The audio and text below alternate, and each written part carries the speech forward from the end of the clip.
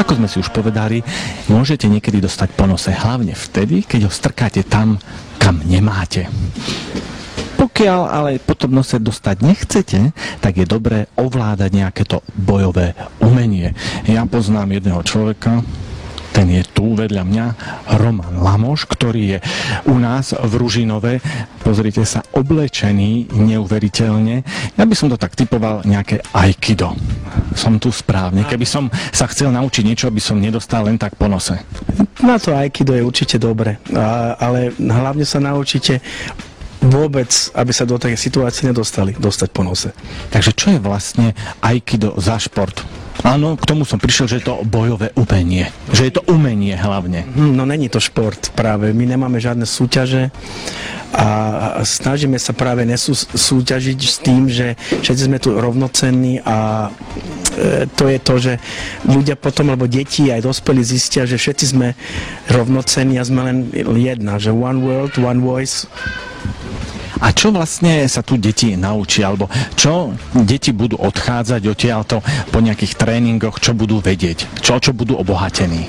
Tak ja môžem len povedať, čo mi hovoria rodičia, a to je to, že dostanú viac sebavedomí. Že sa neboja v škole povedať niečo, čo sa im nepáči, alebo aj v podstate majú lepšie aj vysvedčenie, lebo proste sa nenahajú z nejakých stresových situáciách, jak by som to povedal, hneď do toho stresu dostať. Lebo ja ich tu dávam v kuse do strese a tak sa to naučia, že s tým už vedia nejako zaobchádzať. Pre tých, ktorí náhodou nevedia alebo ešte nepočuli, čo je to aikido, odkiaľ sa vzalo? No je to z Japonska, je to jedno z najmladších bojových umení z Japonska. Vymyslel to Morihei Ueshiba. On síce už nežije, ale ono to ide cez rodinu ďalej, takže teraz syn od syna už to vedie.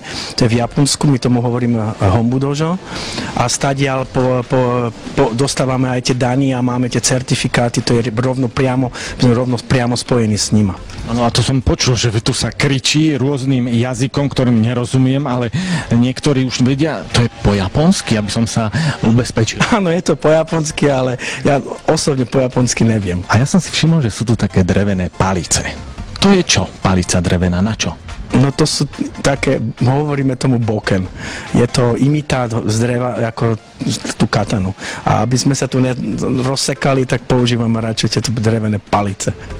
Milí priatelia, keď sa chystáte do Japonska, tak zoberte si palicu a spomeňte si na pána Lamoša, pretože v Japonsku sa inak nedohovoríte. Arigato gozaimashita! Toto je zase Martin. Prosím ťa, kde sa tu nachádzame, Maťo? Aikido Dojo Bratislava. Aha, a čo to je vlastne? Bojové umenie. Bojové umenie, ako dlho sem chodíš? Od septembra. A čo všetko si sa už naučil?